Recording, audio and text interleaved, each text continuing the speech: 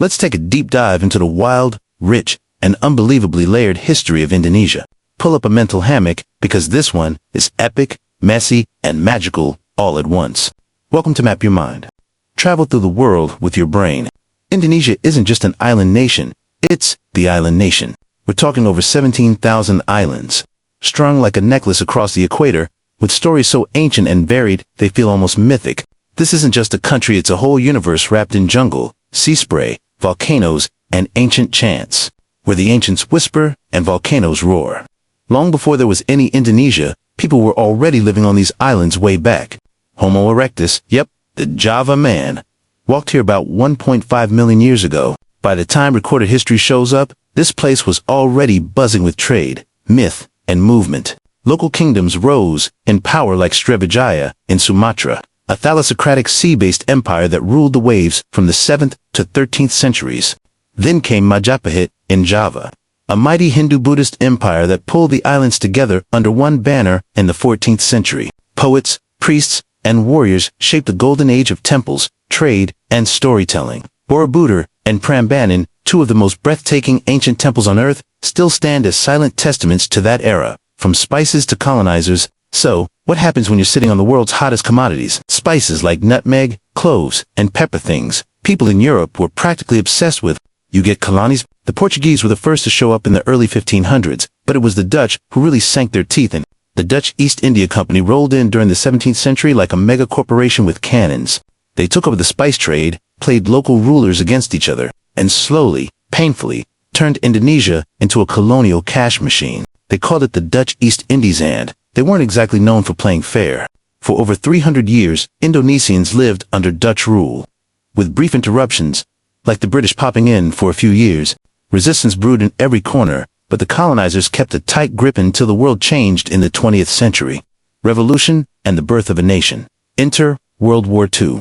Japan invades and occupies Indonesia from 1942 to 1945, kicking out the Dutch and causing chaos in the process. But oddly enough, that Japanese occupation shattered the colonial illusion and sparked a fire. When Japan surrendered in 1945, nationalist leaders like Sukarno and Hatta declared Indonesia's independence. Just like that, August 17, 1945 became the nation's birthday. But the Dutch weren't ready to let go. Cue a brutal 4-year war of independence with guerrilla battles, diplomatic standoffs, and a whole lot of grit.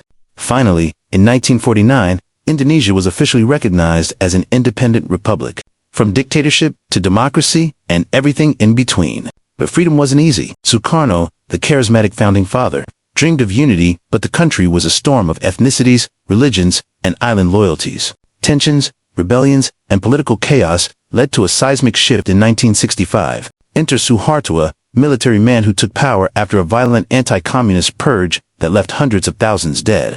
His rule, known as the New Order, was firm, centralized, and lasted 3 decades. It brought economic growth, but also censorship, human rights abuses, and corruption. By the late 1990s, the people had had enough.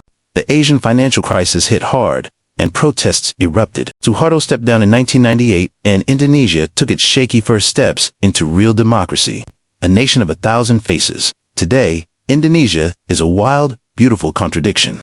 It's the world's 4th most populous country and the largest Muslim-majority nation, yet it's secular by law. It stretches from the jungles of Borneo to the beaches of Bali, the temples of Java to the volcanoes of Sulawesi. It's 300-plus ethnic groups, over 700 languages, and one national motto. Bhinneka Tunggal Ika. Unity in diversity. Indonesia has faced tsunamis, terror attacks, and political shakeups, but it's held together by something deeper. Maybe it's the resilience. Maybe it's the culture.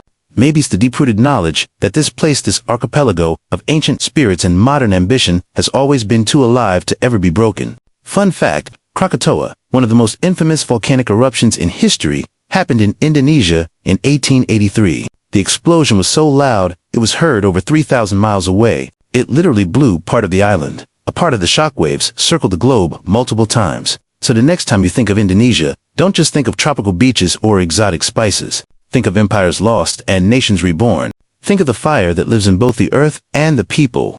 This is Indonesia, bold, booming, and always evolving. Stick around, there's more where that came from, right here on Map Your Mind. Where to next?